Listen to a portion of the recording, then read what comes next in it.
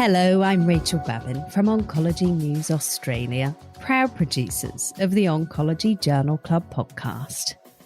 In celebration of NAIDOC Week, today's episode is dedicated to cancer care for Aboriginal and Torres Strait Islander people.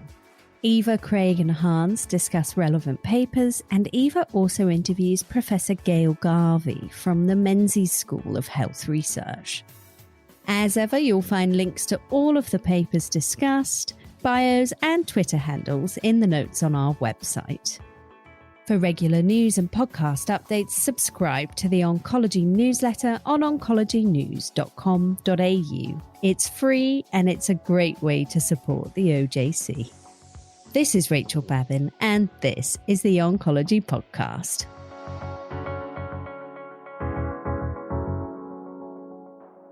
G'day.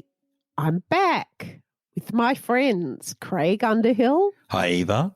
And Hans Brennan. Hi, Eva.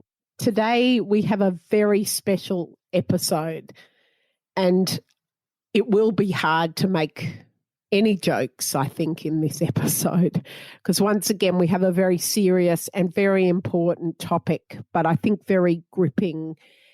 And there's a great hunger for people to know more. And that is the topic of Indigenous health, Indigenous cancer. And we're particularly talking about Australian Aboriginal and Torres Strait Islander people in this episode. Although, of course, there are Indigenous peoples all around the world. And earlier this year, I was privileged to co-edit a special edition of JCO Global Oncology focused on cancer in Indigenous populations. And my co-editor, Gail Garvey, is our very, very special and much loved guest. And we'll be talking to her later on in this episode. So like most white Australians, we didn't learn a lot about Indigenous culture or history at school. And the bit we did learn about, I think, at the time was not well appreciated.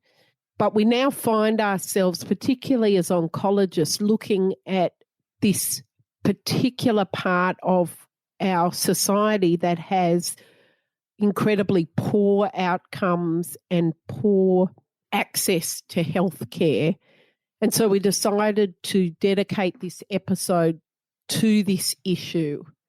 An important issue and one that I feel very passionate about. And I'm sure we could learn more and improve not only our knowledge but our practice in this field. Craig, any thoughts? Yeah, I agree, Eva. We heard in the interview with Dorothy Keefe that she sees trying to bridge the gap in outcomes between Aboriginal and non-Aboriginal Australians as one of her legacy issues with Cancer Australia. So I think this is a serious issue and something that we all need to go that little extra yard to try and understand and try and all make an effort to work together to overcome these terrible outcomes in really, this is the worst of all the subgroups of populations in Australia. And it's, I think, beholden on all of us to try and make a difference here.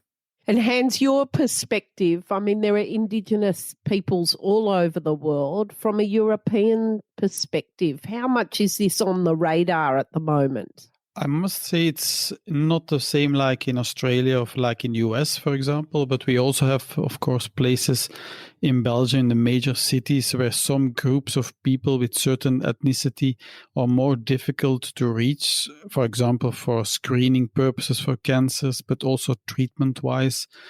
Sometimes the culture is different, so how you approach those people, also with giving a diagnosis, with explaining treatment, how far they want to go, it's completely different. I must say I'm not well trained to cover all these things, so I'm very pleased that we now have a podcast also putting this topic into attention.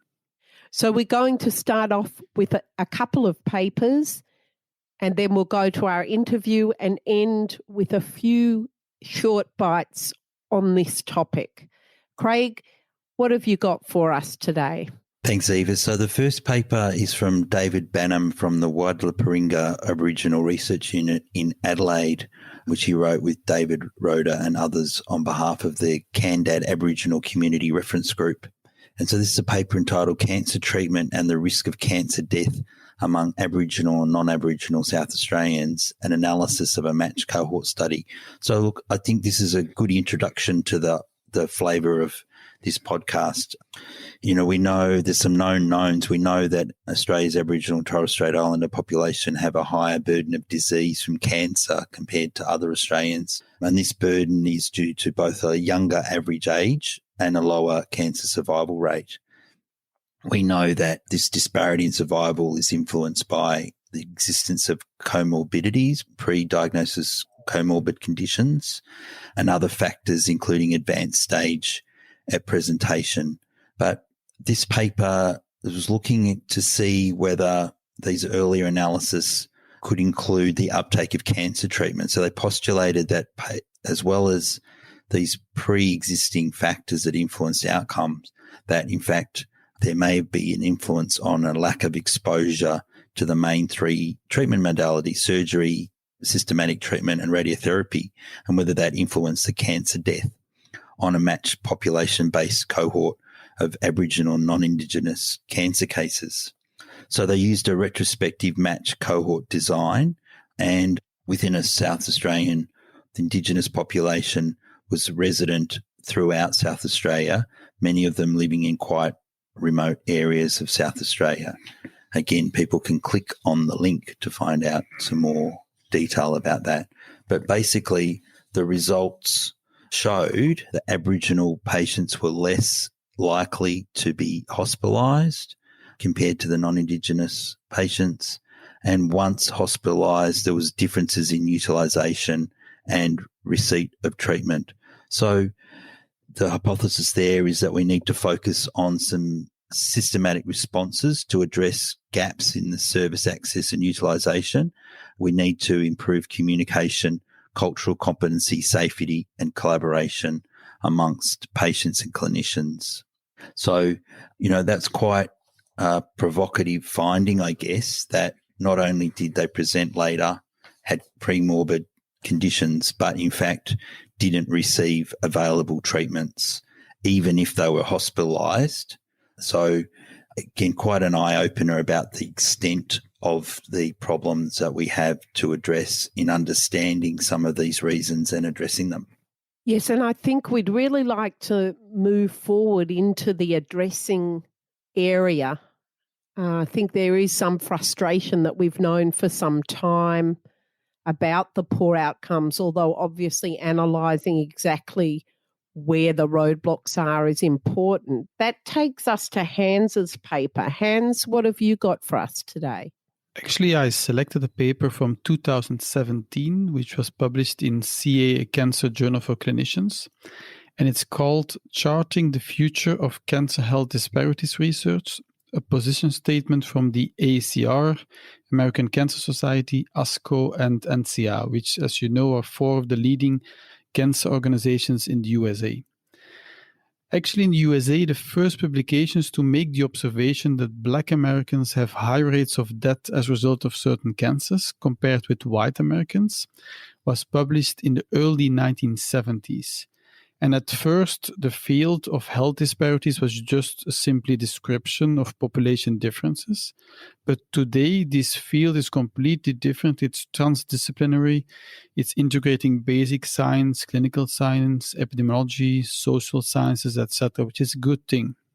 And that's what made these cancer organizations to actually writing this paper and make some recommendations how the future of this research topic should be. I read through all the paper. It's quite a long paper with a lot of information, but I try to summarize within four general groups of recommendations. And the first group is within concerning measures and tools. And what they advise is that we should make a standard set of race and ethnicity, as well as socio-demographic measures, and that we should be agreed upon by the cancer health disparity research community. Also, these measures, like for race, ethnicity, sexual orientations, gender, they should be self-reported, so not based on observations. Also, providers, patients, and public should be educated regarding the rationale for collecting these data. I think this is very important. And also, cancer health disparity community should establish reporting standards, like you all know PRISMA guidelines for systematic reuse. They should also try to make reporting standards in this topic. The second group of recommendations falls or concerns biologic, environmental determinants of cancer incidence. And what they advise is that, of course, funding is always an issue. So they advise to fund additional collaborative transdisciplinary studies focused on populations within unequal burdens of particular cancers. Also, and this is, I think, an important one, you have to ensure that major initiatives, such as the Cancer Genome Atlas, for example, also include sufficient representation from minority populations. Furthermore, they advise that we should engage the research community to bring research tools such as NGS or all omics platforms to the study of cancer health disparities. And of course, develop international studies aimed at understanding the roles of environmental, lifestyle, and cultural factors or differences in cancer incidences. A third group of recommendations concerns post-diagnosed survival, and there they advise to design risk adjustment methodologies for oncology practices in low resource environments, so make standards that they can also use in this population.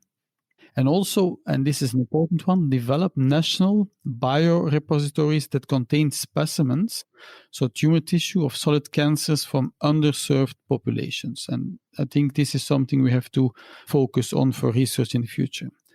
Finally, the third recommendation is to redesign clinical trials to acknowledge and address cancer health disparities. And therefore, an important issue is that you should involve members of minority healthcare teams. So with these 4 groups of recommendations, I try to summarize this paper. And if you want to read it through, you can find it on the website and just click on the link. Click on the link. Thanks, Hans. Important information, something we actually need to now put into action. Actually, Eva, I have a question there. So is there in Australia some kind of funding for research specifically in this field? There are definitely grants directed at studying Indigenous populations and populations with poor outcomes and sometimes certain other disparity characteristics.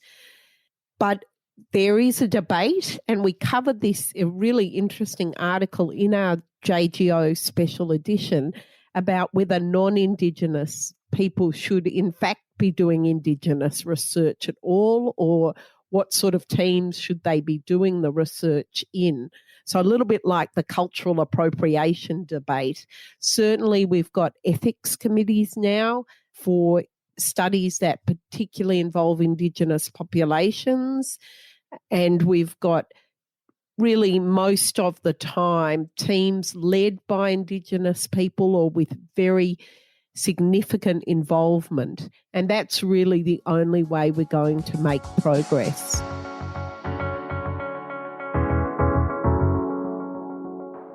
I've got Professor Gail Garvey, one of Australia's leading Indigenous researchers and a real specialist in the topic of cancer and Aboriginal and Torres Strait Islander peoples. She's a Kamilaroi woman who is professor at the Menzies School of Health Research. And I've had the pleasure of working with Gail, firstly on our Indigenous and Cancer Populations edition of JCOGO, and more recently we've put in some grants together, in fact looking at cardio-oncology in Indigenous populations. So that brings a number of topics of our podcast together. Gail, welcome. Thank you. And I'm looking forward to our discussion this afternoon. Gail, many of us are only really realising the full extent of the disparity of our Indigenous population. And that extends in all aspects, but particularly relates to chronic disease and earlier mortality than non-Indigenous populations. Can you set the scene with some facts and figures about that for us? So Aboriginal and Torres Strait Islanders make up around 4% of the population. So we're a minority population here in Australia, and that in itself poses many challenges. But in regards to mortality, cancer is the second leading cause of mortality overall in Australia, with cardiovascular disease being the leading cause of death of Indigenous Australians. Hence our interest in looking at the interaction and the relationship between cancer and cardiovascular disease. And cancer, as it is, it's one of the world's most pressing problems. It's also one of the most pressing problems for Aboriginal and Torres Strait Islander Australians. And in fact, in Queensland, New South Wales and in Victoria, cancer has just recently become the leading cause of mortality for Indigenous Australians. And how is the outcome compared to non-Indigenous Australians? So the outcomes across the entire cancer control continuum are far less for Indigenous Australians in comparison to non-Indigenous Australians. So in Australia, we have a set of national cancer control indicators that start from prevention and look at outcomes and survival.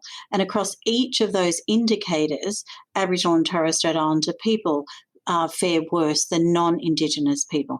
So, for example, if we look at the 3 national cancer screening programs, breast, colorectal and cervical screening, Aboriginal and Torres Strait Islander participation in each of those programs is significantly less than non-Indigenous Australians.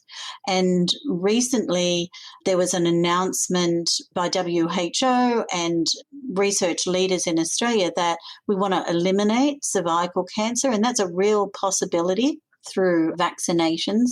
However, Indigenous Australians' participation in that cervical screening program is significantly less, mortality is significantly higher. So if we're going to eliminate cervical cancer in Australia, we really need to look at those groups who aren't participating at the same levels. So Gail, you've mentioned the differences in screening rate and perhaps vaccination rates relating to the cervical cancer vaccine. What are the other points along the cancer care pathway that you think account for this very significant and disturbing difference in outcome? If we're looking at cancer outcomes in terms of cancer incidence, it's slightly higher for Indigenous Australians in comparison to non-Indigenous Australians. For example, liver cancer is 2.8 times higher. So whilst overall cancer incidence is slightly higher, there are individual cancer groups which are significantly higher for Indigenous Australians. As I said, liver cancer 2.8, cervical cancer about 2.2, lung cancer twice the incidence for Indigenous Australians than non-Indigenous Australians. And so I guess when you look at those common cancers, you also have to look at some of the risk factors. So smoking rates are higher amongst Indigenous Australians than non-Indigenous Australians. When we look at cervical cancer, we know screening participation is significantly lower. So therefore you would expect perhaps cervical cancer to be picked up much later and incidence is higher. When we actually come to mortality, there's a significant difference between Indigenous and non-Indigenous Australians, with overall cancer mortality being about 40% higher amongst Indigenous Australians than non-Indigenous Australians. The reasons for this are multifactorial. There's, of course, individual level factors. So Indigenous Australians perhaps not accessing health services at the same level or rate as non-Indigenous people. And that's obvious because cancer is getting picked up and diagnosed at much later stages than non-Indigenous Australians. And so then you have to question, why are Indigenous Australians not as likely or less likely to access cancer care or cancer services? So therefore you have to look at system level factors and how comfortable Aboriginal and Torres Strait Islander people feel in being able to access those services. Are those services culturally appropriate? What about issues around communication? And are health professionals able to communicate in a way that Aboriginal and Torres Strait Islander people understand their cancer diagnosis and subsequent treatment? And therefore, all these factors impact on Indigenous cancer outcomes. Gail, you make some critical points there. Can I ask you to expand on this issue of understanding culture and communication? Many doctors are not born or are not schooled in Australia, and even those who were of my generation, we really had very little teaching about Indigenous culture and history. So do we need a special program of cultural competence for oncologists, or should there be specialists in these fields where we refer people? Ideally, we'd want Indigenous oncologists, of course. How far off do you think that is? So, Eva, I think we need a multifaceted approach. I most definitely think that oncologists and cancer care teams need a greater awareness and understanding of the issues impacting and facing Aboriginal and Torres Strait Islander Australians. And we also need Aboriginal and Torres Strait Islander Australians working in the cancer care teams. So I believe at this stage we have one trainee Indigenous oncologist. We probably have in all of Australia 3 cancer care coordinators. So really the workforce issues and having Aboriginal and Torres Strait Islander people as a part of those is a significant barrier to Aboriginal and Torres Strait Islander people accessing services. Therefore, we have to address the system-wide factors and ensure that non-Indigenous oncologists and cancer care providers are skilled to provide culturally competent and safe care to Aboriginal and Torres Strait Islander people. And we know that, you know, those interactions and how safe and secure a patient is, it impacts on whether they actually come back and engage with that oncologist or that cancer care coordinator or that nurse. And so those relationships and building up that trust and communication is really central to keeping Aboriginal and Torres Strait Islander people engaged in the system and in turn improve cancer outcomes. Can you describe for us the really striking differences in how an Aboriginal person diagnosed with cancer might interact with the system? I know, for example, as an inpatient, and particularly relating to the concepts of visitors and family, there are major differences. Yeah, so I think part of the issue stems from the word cancer, and cancer to Aboriginal and Torres Strait Islander people means death, and as it does for some other cultural and culturally diverse groups. And, you know, that's understandable given the significantly higher cancer mortality rates. And so we have to do a lot more around health literacy and helping Aboriginal and Torres Strait Islander people to understand the cancer and cancer diagnosis. In that regard, we also have to work very closely with our oncologists about how to engage and how to have those conversations so that Aboriginal and Torres Strait Islander people understand them. And, you know, as a health professional yourself, Eva, you know, patient appointment times are really time limited, and you need to get through and get the discussion done and get on to the next patient you need to see because, you know, you have a roster and you need to get to see everyone. But taking the time to actually have those discussions and make sure that the patient understands them is really important for Aboriginal and Torres Strait Islander people. And sometimes that may mean if, for example, an oncologist is having a conversation with an Aboriginal person around the cancer, we might not want to continue to have that discussion until we have other family members with us. And so we might say, look, can we come back at another time and have that discussion? Or actually don't talk to me, but I want you to talk to the person that I nominate to have those discussions around my cancer and what the treatment options are and what you're saying with them. I can be present, but I don't want to engage in those sort of conversations. So I think we have to be culturally aware, and there's not one model is going to fit every Aboriginal and Torres Strait Islander person. So it's really important to work with your patients on an individual basis and take the time to assess what their needs are and how best to have the conversation. Yes, and the concept of family is really something that I think is quite different. Both family and the attachment to the land, they appear to me to be two incredibly important features in Indigenous culture that in non-Indigenous Australian culture might not be so important. We might not care about travelling a long distance away for cancer treatment. And of course, we're very much in a nuclear family type scenario for many families. Yeah, I think that's absolutely spot on. And so our Indigenous concepts and understanding of health and well-being is not based on the individual. It's based on the family and also the community. And, I've spoken to many oncologists and cancer care professionals who've said that they've actually noticed a difference with their Aboriginal and Torres Strait Islander patients where they're not so much worried about themselves with their cancer diagnosis. They're more concerned about the family. So they may not have treatment because they need to get home and deal with family issues, and other things take precedent over that. And I think quite often that's perceived by healthcare professionals as that Aboriginal and Torres Strait Islander people don't value their own life or the own circumstances, but it's just that the priorities are different and we deal with things more holistically. I've been doing a research project around quality of life and well-being of Aboriginal and Torres Strait Islander people. And when we think about quality of life, which is, it's really important in cancer care, and it's becoming more and more an important outcome to, consider one's quality of life. Well, for Aboriginal and Torres Strait Islander people, our quality of life is centred in the family and in the community and not in the individual.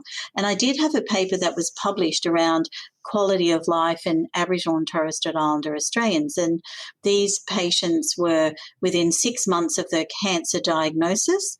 And the factors that we found that were important to their quality of life, and for those who had a better quality of life, were more spoken Aboriginal or Torres Strait Islander language at home, were a part of the community, lived more remotely. And so the factors that are important to our quality of life for cancer patients was very different to non-Indigenous patients and their quality of life when you read the papers.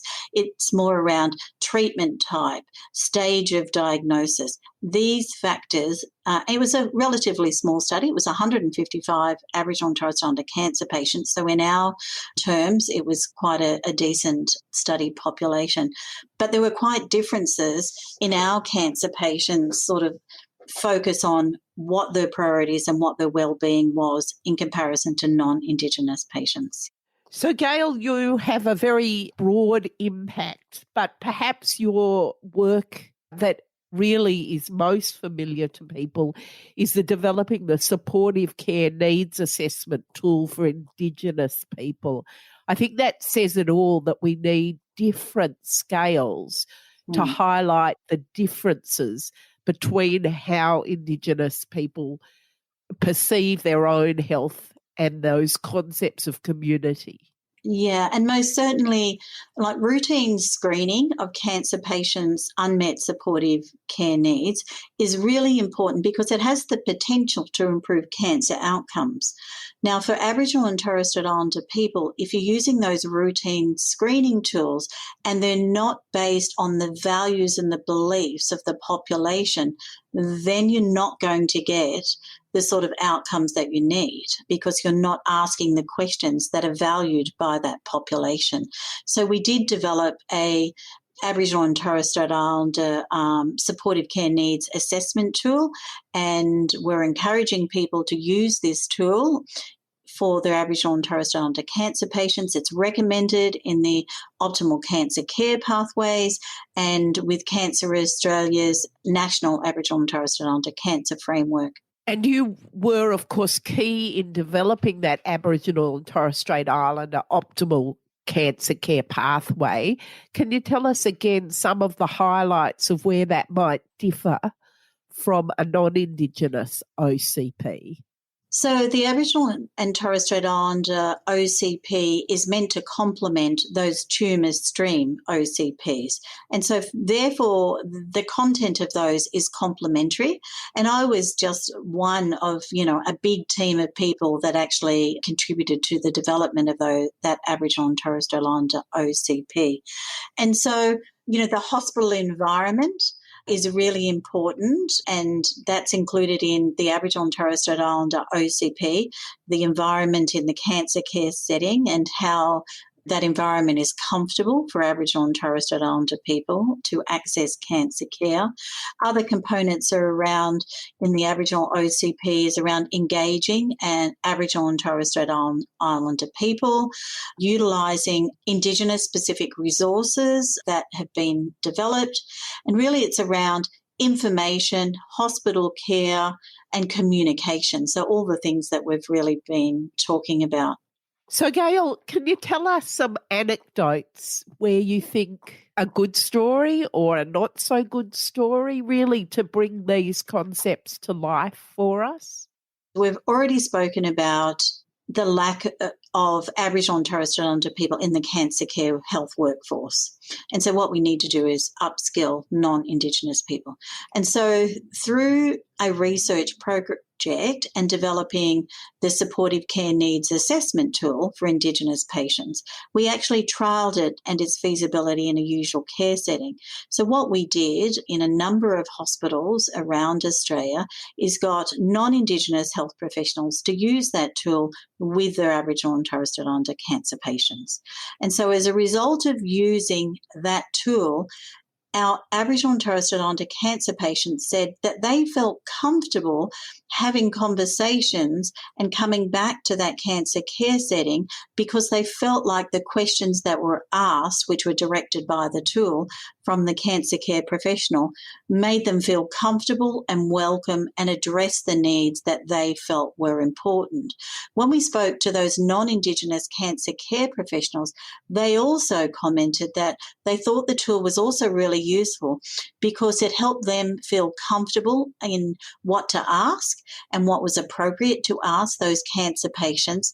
They also commented that it helped address issues before they got to a really critical point in time, which usually happens some way down the track. So, in fact, through that tool, we brought Aboriginal and Torres Strait Islander cancer patients and cancer care professionals together so that they can work together and keep engaged, and both of those groups felt really comfortable. So I think that's one important outcome of a small research project that developed a tool that now is being used around Australia. And we'll put links to these tools and all these papers on our website.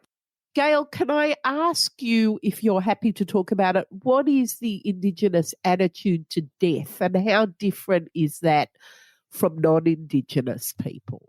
That's a really difficult question to answer, and I can only answer it from my sort of perspective. But if we think about cancer care and palliative care in particular, I think palliative care is where we need to really review how we provide palliative care and how can we make that more culturally appropriate. And you did mention earlier in our discussions about the importance of family, community and land to Aboriginal and Torres Strait Islander people. And when we think about palliative care services and see without, they're usually in hospices or, in capital cities or large tertiary hospitals where us as Aboriginal and Torres Strait Islander people want to go home. We want to die on our country. We want to be amongst our families and communities. And so I think I can comment on that in regards to death and understanding death. And, we want non-Indigenous people to understand what's important to us, particularly at those end stages of our life. That's a really important answer and thank you for that. Gail, you talked about the different cultures within not just one community, of course. How different are the different groups within the communities? So we have two distinct Indigenous groups, but within those groups we have many different groups and many diverse groups across Australia. So we can't make the assumption that, because I live in Brisbane and I'm an Aboriginal woman, that I'm going to have the same issues and concerns and needs and same cultural ways of doing things that an Aboriginal and Torres Strait Islander person who lives way out west or up north or down south. And so as Aboriginal and Torres Strait Islander people, we are all Indigenous Australians. We are the first peoples of Australia, but we are very diverse. And this is where I think we need to encourage people to deal with individuals as they are rather than as a collective and what they think should be done for First Nations people. Yes, I think that's a feature of Indigenous people around the world, as we heard come up as a theme repeatedly. So it is a big challenge, isn't it? Because people feel so proud if they've engaged with the group as a whole, but that's only the very beginning of the picture. Yeah. Yes, exactly. And so, as we've already spoken, Aboriginal and Torres Strait Islander people are diverse, but there are some common themes or common issues. We talked about family and land, and I think no matter where you go across Australia and indeed globally for Indigenous people, family is at the centre and community is at the centre of our well-being. And so whilst there is diversity, there are also some common values and beliefs that we hold as Indigenous people. Gail, are you optimistic about the future and closing that gap? Well, I am, and we've certainly been, now we have a national Aboriginal and Torres Strait Islander cancer framework. We have a national Aboriginal and Torres Strait Islander optimal cancer care pathway. A lot of the jurisdictions in Australia are now specifically developing cancer strategies. We've got national cancer screening programs giving more attention to Aboriginal and Torres Strait Islander people and how they can get better participation. So I am hopeful, but the statistics don't show us that things are getting better. When we look at cancer mortality over an 18-year period, the gap between Indigenous and non-Indigenous people is increasing significantly. So that tells me what we're doing is not enough. We need to do more. We are making some significant differences. We did talk about health workforce. We need to do much better around supporting Aboriginal and Torres Strait Islander people to become oncologists, cancer care coordinators, nurses who are focusing on cancer, Aboriginal and Torres Strait Islander health workers who are dedicated to supporting Aboriginal and Torres Strait Islander cancer patients and those who are affected by cancer. So there's a big gap in the health workforce, and that's something that we need to put a lot of effort into. Are there any specific programs to assist? I'm not aware of any in terms of oncologist training. Well, a lot of people who are hopefully going to be listening to this podcast are also lecturing in medical schools.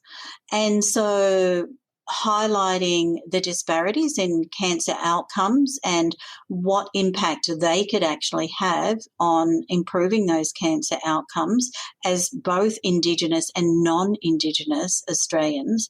I think we need to start highlighting the issues from a very early point in time and not just hope that someday someone gets an interest in becoming an oncologist. We need to have proactive strategies. And the college and the respective colleges, whether they be radiation, medical oncologists, can all have a role to play in trying to encourage and support Aboriginal and Torres Strait Islander people, to take up those career options. And are there any specific programs in existence at the moment that you know of? None that I'm aware of. So that's something that could be done as a very positive step. Yeah, I think so. And so the Royal Australian College of General Practitioners has a really strong Aboriginal and Torres Strait Islander health workforce. They have a college and a very big focus on Aboriginal and Torres Strait Islander people. So perhaps that's what we need to do and start having those discussions with the respective colleges and faculties in cancer. And it's a time in the world where people are comparing different countries and how they handle different issues with COVID, of course. Can you give us your understanding and your commentary about the Australian Indigenous population compared to the fate and the outcomes in Indigenous populations in other countries, our neighbours across the Pacific, in New Zealand, in Canada? You, I think, convened the first Indigenous Cancer Global Conference last year. Tell us about where we sit in the global community. Cancer is a significant issue for Aboriginal and Torres Strait Islander Australians. It's also a significant issue for Indigenous people globally around the world. And so in 2015, we held the first World Indigenous Cancer Conference, and we had people coming from around the world, and not surprisingly, we found there were similar issues: a lack of health workforce of Indigenous people working in cancer care. There were issues around communication. There was under participation in screening programs, communication. There are a lot of similarities that we are facing globally as Indigenous people. And a substantial part of that is knowing and understanding who are Indigenous. When you're actually seeing a patient, you need to understand the indigeneity and understand whether they're Indigenous or not. And so in Australia, we've made some gains in doing that. There are some deficiencies, but around the world, this is one of the critical issues, is that quite often they don't know who their Indigenous patients are. And so therefore they can't address the issues that are facing them. And we came across the fact that many cancer registries around the world don't collect Indigenous status as well. So to analyse data according to Indigenous ethnicity is not always possible. Yeah, and so, in the special edition, we most certainly had an article there where we reported from cancer registries globally and whether they include Indigenous status as one of the variables that they collect. And, there was a few more than what I expected. I guess there's still a lot that don't include Indigenous status, but you also have to consider the accuracy of that data. So collecting it is one part of the story. Ensuring that the data you're collecting is accurate and good quality data is another part of the story as well. So my final question for you, Gail, you've been very generous with your time, is the issue of participation in clinical trials. Is there anything that we should be aware of in terms of just the concept of being in a clinical trial, and how can we get more representation from the Indigenous community? So Aboriginal and Torres Strait Islander people, and I think it's also for Indigenous people globally, are less likely to be invited to participate in a clinical trial and therefore have less participation in clinical trials. So Professor Joan Cunningham has been looking at this issue. Certainly there's low participation of Indigenous people in clinical trials, and I guess some of those reasons may be around, one is the data maybe not collected, whether there's Indigenous people or not. I guess the other thing is for people who are conducting clinical trials, they may also be concerned that Aboriginal and Torres Strait Islander people are more likely to have two or more comorbidities and how that may impact on the trial, and also where Aboriginal and Torres Strait Islander people live, perhaps. And so it's certainly an area that we know we need to pay more attention to, and we certainly need to get Aboriginal and Torres Strait Islander people, more of them, participating in clinical trials. From research that we did some years ago, we know Aboriginal and Torres Strait Islander people have shown an interest and they want to be involved in clinical trials. Now we have to address the gap between those who conduct the trials and between the patients who want to participate in them.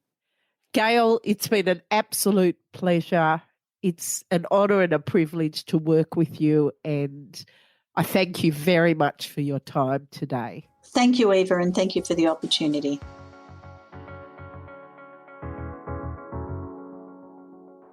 So, Eva, to end off the episode, tell us, what are your quick bites? I have got 3 quick bites, and they are all from our special edition of JCO Global Oncology. The first is entitled The Nexus of Cancer and Cardiovascular Disease for Australia's First Peoples. First author Abby Diaz from Gail's group. And this nicely segues into our episode on cardio-oncology. So there are many nexuses between cancer and cardiovascular disease. They coexist. Sometimes they have even the same treatment. So the interest in beta blockers, statins and aspirin as prevention and even therapy. Of course, cardiovascular disease as the major comorbidity for cancer survivors is something increasingly on our agenda. So generally, cardio-oncology is of interest, but it's particularly important for Australia's first people, given their high incidence of both cancer and cardiovascular disease. The second paper is from Jennifer Chenoweth on behalf of the Cancer Australia and Victorian Department of Health group, entitled Optimal Cancer Care for Aboriginal and Torres Strait Islander People, a Shared Approach to Systems-Level Change.